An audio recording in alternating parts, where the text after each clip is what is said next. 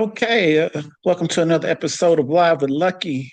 And today, man, I got somebody I happen to run across on Facebook that I don't really know much about her, but she seems very interesting. So I actually reached out because I wanted to know everything that I can about her. She looked like she has a lot going on. So I'm gonna learn as much as I can about this, like y'all are. So let's welcome the lovely. Is it Kyla Moore? Kyla, yes. Okay, I got it right. Hey, so go ahead and introduce yourself to the people so everybody know who you are. Well, formerly known as I Love More, R&B artist, gospel artist, soul artist, all around songstress.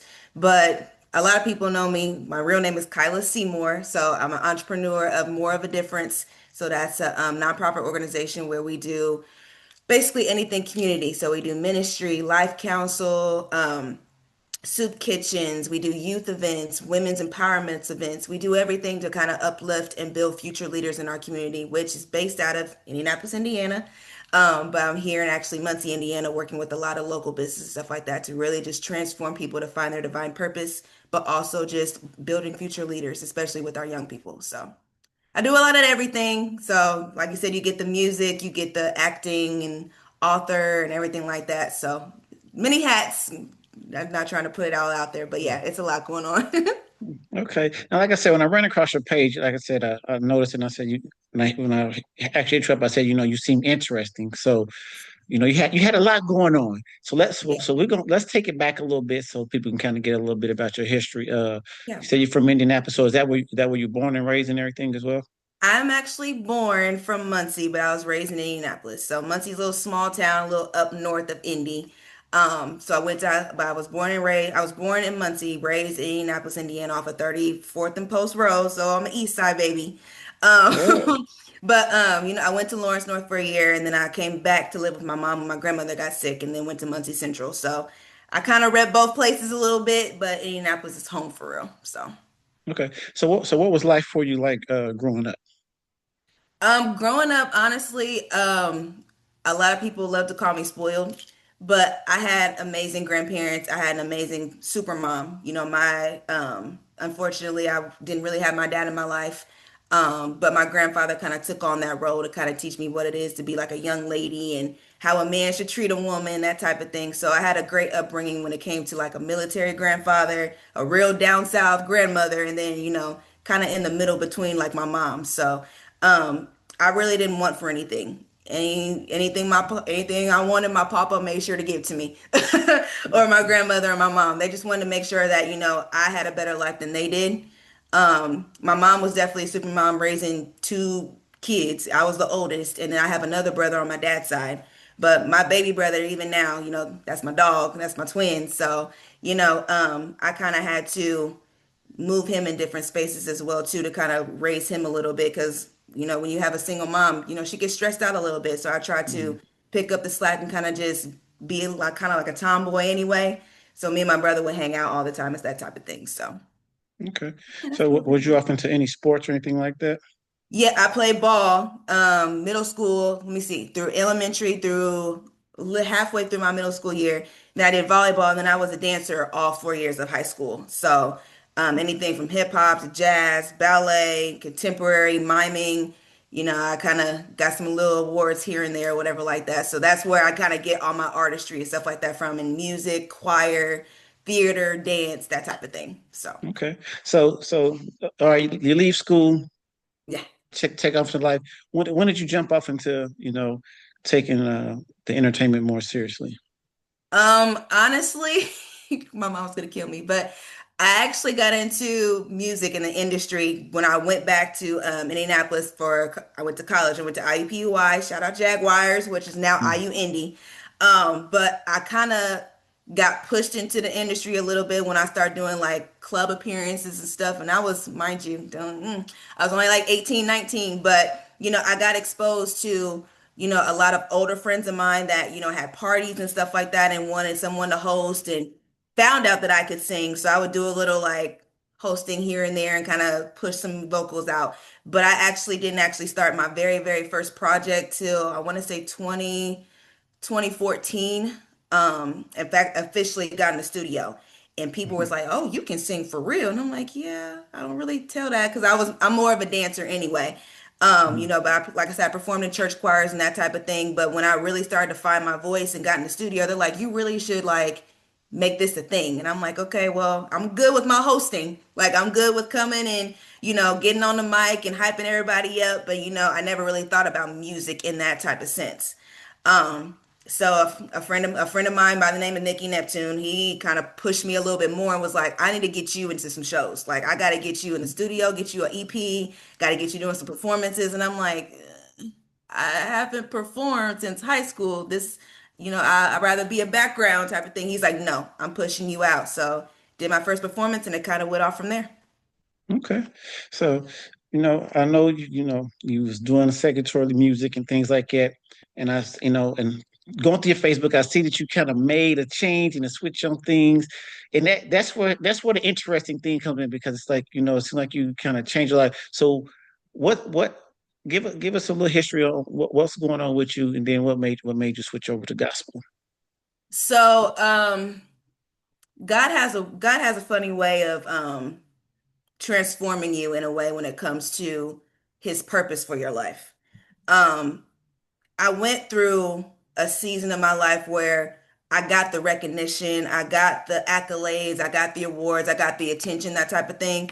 And the good thing I got from my dad was a creator. Like he was a dancer, rapper, made clothes, did hair, all that type of stuff like that. So, you know, with him not being in my life, he instilled in me all the creative process and all the like arts and entertainment, that type of thing. So I kind of took a step in his footsteps and, found my own identity, found my own creative, mindset and that type of thing. So, I got to a space where I'm like, okay, I can really take off from this. And I was getting that attention for sure. But like I said, God has a way of, if you don't listen to his plan, you don't listen to his path for you, he'll knock you down. So about 2022, actually October 29th, 2022, I was heading back to Muncie actually from a movie shoot. Um, and it was my fourth movie at the time. And it was 2 o'clock, 3 o'clock in the morning, just got done shooting, pick up my son from his babysitter, head out to Muncie and hit a train.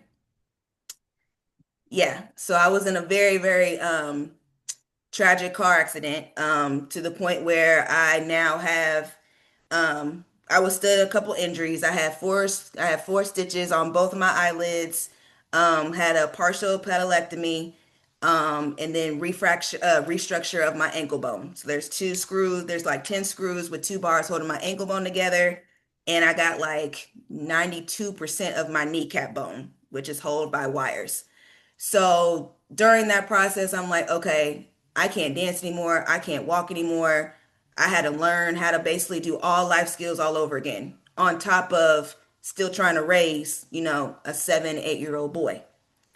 Um, in that space, I'm like, okay, God, now I thought this is where you wanted me to be. I thought I was doing your will because even though I was doing R&B music, I was doing all these shows and stuff like that and all of these appearances, I still made sure that his name was known wherever I went. And everybody knew that I had God instilled in me. So a lot of people didn't play with me like that for real because they knew I wouldn't do certain things based on my faith. And so when that happened, I'm like, okay, well, why did you have to take me through that? Like, why did you make me almost have to lose my leg? Why did you have to make me get my whole face restructured? Why did you have to do that to me like that? And so throughout the 12 weeks I was sitting in my house like, wow, I really just went through this. Like I can't dance. I'm not gonna be able to dance anymore like I used to. I don't even have I don't even have any type of encouragement or even like a thought in my mind to push a pin at all. Like, so I'm like, okay. But then it got to a point where I went to church after I want to say the 10th week that I was off, and I just heard God speak like, I haven't forgot about you. I have not forgotten you in this space. Like though you think that I took you through that as a punishment, I took it as you to wake up. Because yes, I gave you these gifts. Yes, I gave you these talents. Yes, I gave you this attention, but the attention was going off of somebody that I didn't call you to. That was the attention from Satan. That wasn't my intention. That wasn't my attention that I wanted for you. So now I had to pull you back. I had to sit you down for a minute, rechange your mind a little bit, rechange your spirit, and now I'm going to make it better. So, even still to this day, I still haven't done music.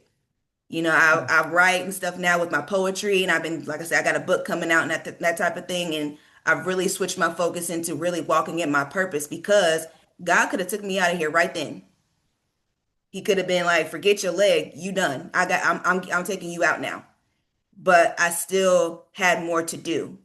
And I still had a purpose that was an assignment from him that I didn't reach yet. So now in gospel, just doing my very first assignment and was ministering at Cherish and 25 prayer box event.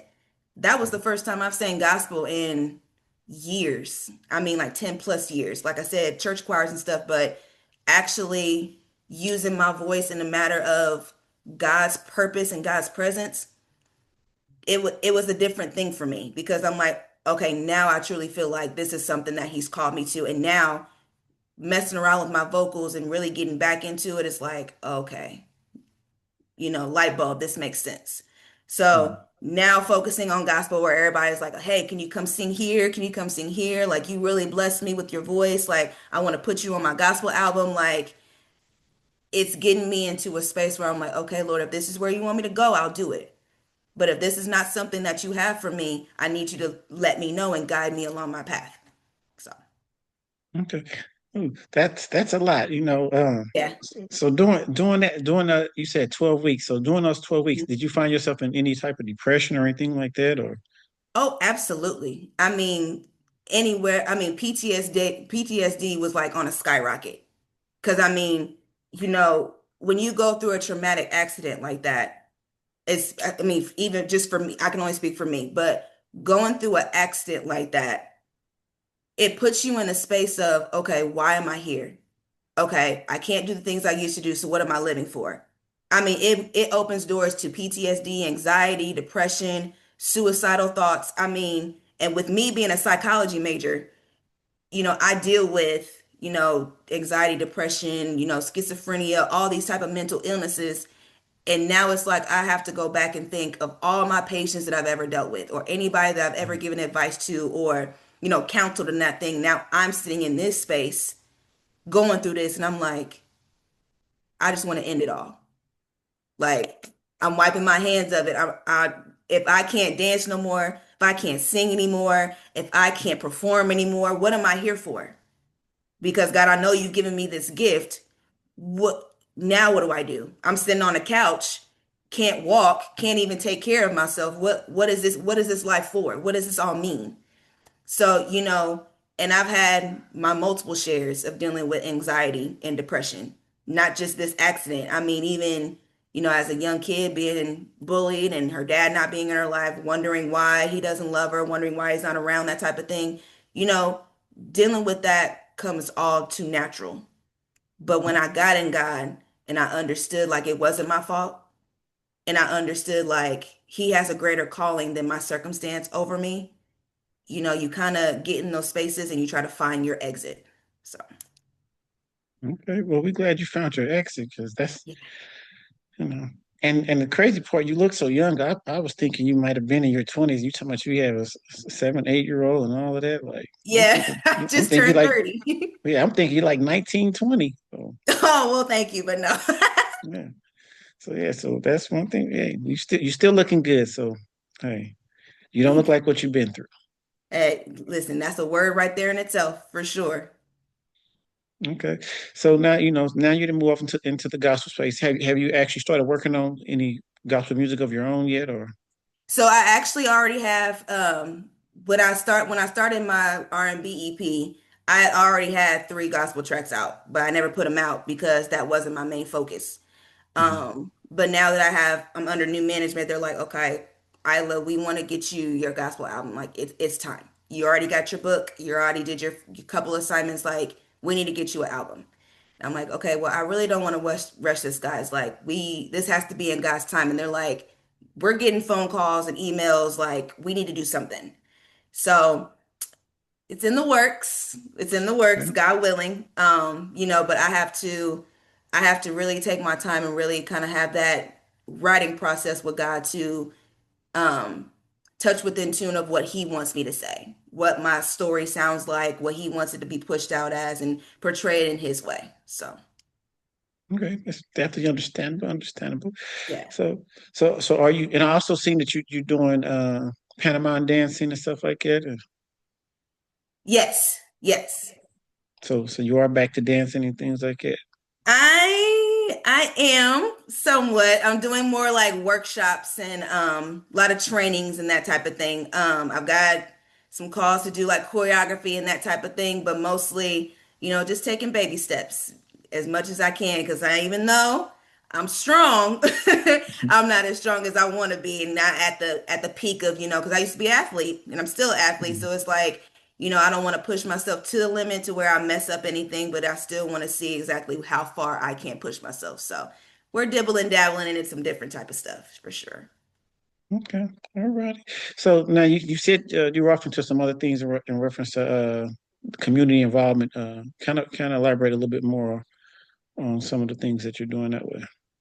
Yep. So, right now, of course, like I said, I'm working on my book, but we are getting some events and stuff like that together for like young people on fire, which is we get all of our young women, young guys, and we just talk about what your divine purpose is. What do you see yourself doing? Because if you think about when you were a young boy, and when I think about I was a little girl, I'm like, I want to be a psychologist or I want to be a doctor, I want to be a lawyer. But those are things that we think of as far as just our human flesh. But when we get deep into like what we are put on this earth for, a lot of us, even in our adulthood, don't know what that is because we really don't take a deep dive into understanding what that really means in detail, but also like what does that look like? So, I mentor a lot of young girls and even young guys that I call my little brothers, and I'm like, what do you guys see yourself doing? Like, what are you passionate about? And a lot of them say, I don't know. And so I take them through those kind of like life skills. I take them through those kind of like thought processes and do events with them like goal sheets, and we do icebreakers and everything like that. But this event is actually a music based. So we get them in the studio. We'll get them to do like paintings and portraits. We get them journals to write their poetry or write a book if they want to. And we kind of like get them to get their process moving, to get their thoughts in order and say, okay, what am I really passionate about? So that's a Youth on Fire event. We have another event that I'm actually doing a gospel event. And a lot of my younger kids that are in music, stuff like that, we're going to get them all together and just have like a Youth on Fire night where we just kind of fellowship with each other. We, worship, we pray, we kind of instill into our young people like, hey, you don't have to have it all together right now. But you have people that have been in this situation like you have that don't know what they want to do or kind of strayed away from their path a little bit, but can always get right back on it. So Okay, so okay, making a change out there. I'm trying to one step at a time. Okay, now I got to ask this question because it's a theory that a lot of people say, and I noticed you said that you majored in psychology. Yeah. So they say, psychology majors are actually kind of crazy people too. That's why they're able to talk to other people. So is that the case? I've actually heard that, and honestly, I can kind of agree to a certain extent, just because we all don't think the same. Mhm. We all don't have similar thought processes and imaginations like everybody else. So when you I can only speak for me. When you go through so much and you deal with the anxiety and the depression and the suicidal thoughts and everything like that, it gets you in a space where you're like, I've really been through a lot. It traumatizes you a little bit. So it basically it puts you in a space of, I think about that differently. This person thinks about it the same way.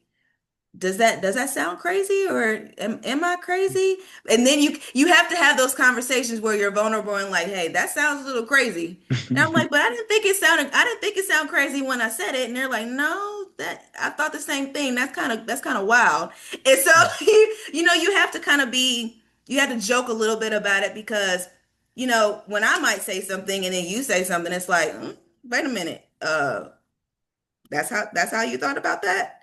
And you can Mm. kind of call it a little bit Cocoa Puffs or Mm. loco if you Okay. I use kind of those terms just because I try to make a joke about it just because when you've been around truly mentally ill, people that have these issues, you kind of think about your own space and you're like, mine's a little bit mediocre compared to that.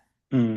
When you have that schizophrenia, where you have those multiple personalities, the things that you think is probably crazy, you're like, doesn't even top tier like up here. I have a Okay. cap on mine because I have a thought and I'm like, ooh, that was woo. Yeah, Kyla, don't do that.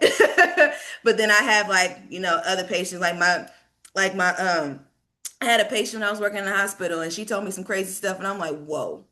Now I thought I was a little wild. I thought, John Doe over here was a little bit wild. No, you got something up here. But I build relationship with people like that to where, I can be relatable in certain standpoints. And you're like, Hmm. well, I thought that I was crazy. No, you're not crazy. It's just your thought, your mind is visioning something completely different in a different realm, in a different dimension than somebody else. That doesn't mean you're crazy. That just means you see the world differently from someone else. You're in a different basically zone. You're in a different area than someone else. And that's not to say that they're wrong. It's not to say that you're wrong.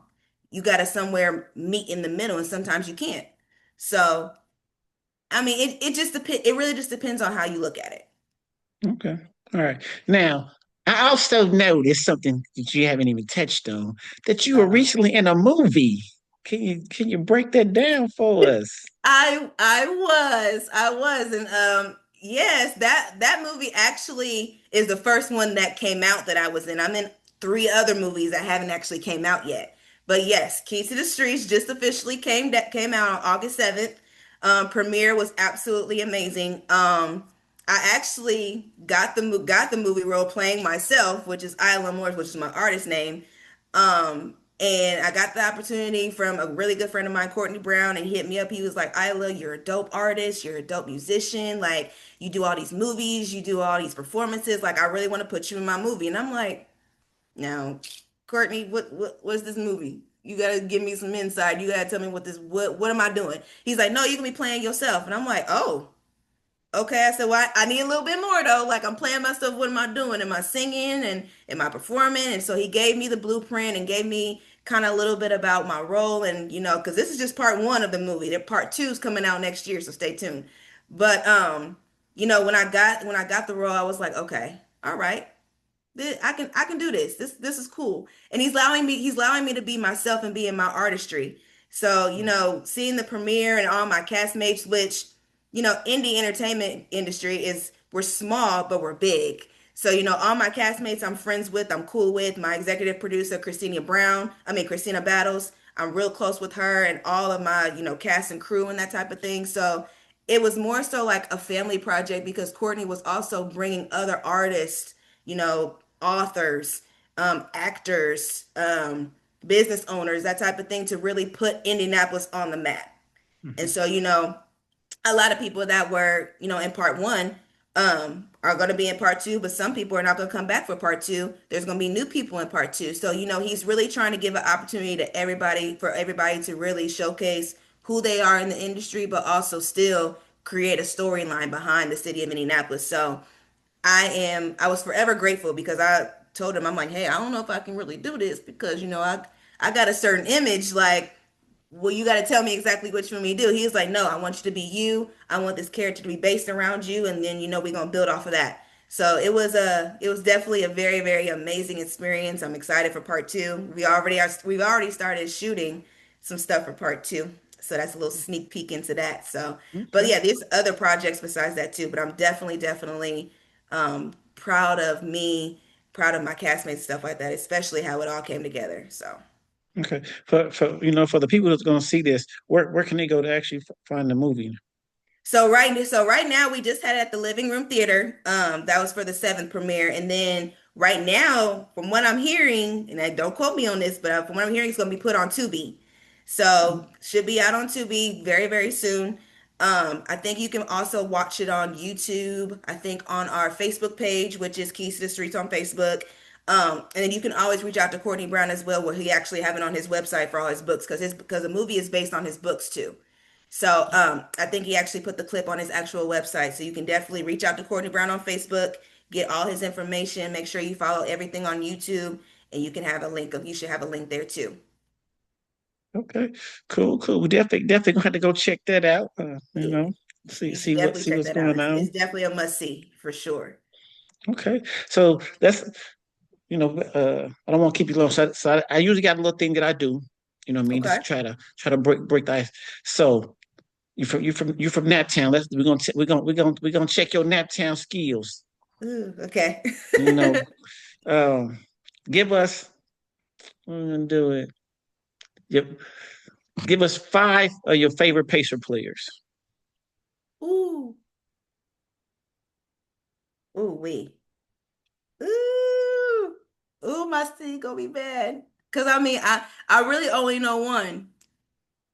So I'm not a oh, this is gonna sound so horrible. Like I'm a Pacers fan because I'm Naptown till I die. But you know, I mean, ooh, I love my Chicago Bulls. Like, I love my Mm, Heat. I just love basketball. So I really don't have a favorite team. You know how guys are like they have their favorite player or they have their favorite team. hmm I'm right in between. Like I just love basketball. I just watch whatever's on. So I Yeah. mean, of course, what the hell I mean, he a dope play. He's dope right now. So I mean, I watch the Pacers as far as when he playing, but I know my city gonna be on my head. I know it. I know it. Y'all gonna be on my head. I'm sorry. Mm. I go to a Pacer game here and there, but like I ain't gonna be able to name five, but I got you on the one though. Okay. Oh man. So I know you ain't gonna have this one. I was gonna say, give me your five top Colts players. I see. I'm telling you, my city gonna be on my top because I ain't a Colts fan. I'll watch the Colts. I'll go to the games, whatever like that. But listen. I'm a New England Patriots. I kind of Oh, go over it that way. So oh, not the Patriots. Oh my gosh. Yeah, they really gonna be on your head. see. That's what I'm saying. I'm not. See, I'm from that. But my for real future home is Mm. nowhere near Nap. Like Oh my. I'm in a whole other state somewhere west, maybe north, maybe south somewhere. I'm horrible. I know it. I know it. It's All fine. right. I don't care. I'm gonna give you a chance to redeem yourself. So give us five artists from that people need to be checking out. mm, Oh, yeah. Now that's hard. Um, because we have so much dope talent in indie. Like it's really insane. But definitely should check out Nikki Neptune. He's based out of Chicago, but he's lived in Nap for ever since I met him. But his lyricism, the truth behind his lyrics, the emotion, the passion and just the drive and stuff like that in his music is definitely something that you should definitely check out. Saint Man LaFleur for sure. His lyricism gives me like almost um if you think of like Kumo D or like a Corrupt or a what's his name?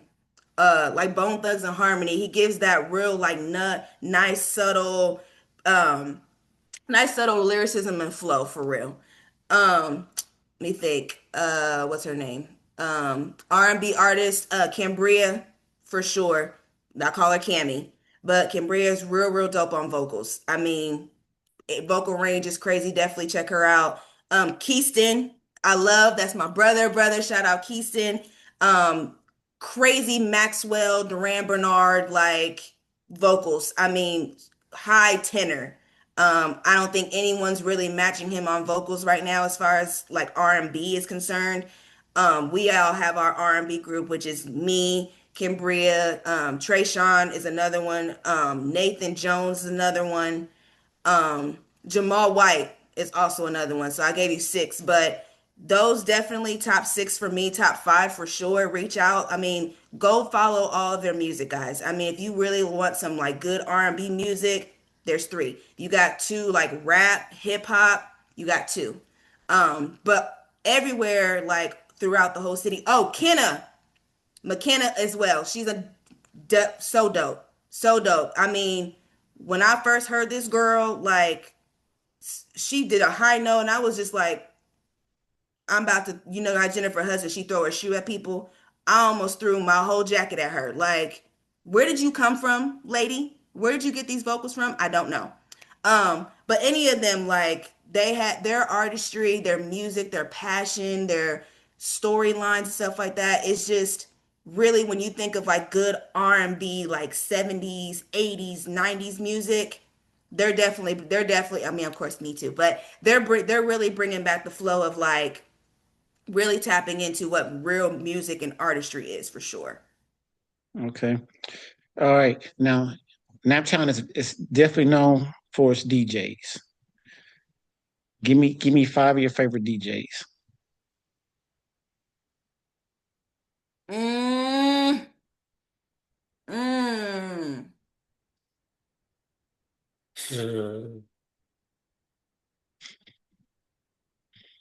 Why are you doing this to me, Lucky? Like, okay. Mm. I call him Do Man, but like DJ Do Man's real dope. Um, I mean, B Swift is real dope. DJ B Slime is real dope. DJ Kilo, which he actually owns Premier Ultra Lounge. He's real dope. And then DJ Dejan. Love him on the R&B tip. Love him. If I'm throwing any type of party, I'm calling DJ Dejan for sure. If I'm just having like a get together, like a cool type of kickback, or I'm in the club or something like that, like DJ B Slime, B Swift, of course. I mean, I just immediately I thought of B Swift and DJB Slime, but I mean, of course, there's other DJs that I want to put on that list. But you said top five, so I have to look. My city, I love y'all. My people, my DJs, I love y'all. But he gave me five, so I had to pick my five off the top of the dome. So don't judge me. I love y'all. But of course, like I said, there's other DJs I can name, but those are my five. Okay. Now, what is the most misunderstood thing that people may think about you? um, Misunderstood. That I'm mean. Um, I get the fact that like that I get the inkling that I'm unapproachable, that I'm intimidating, that I'm rude. And I think that's just because, I'm very in tune with my surroundings. I'm very in tune with energy. And so, I'm very when I'm around people and when I'm in certain places, I kind of scope my area.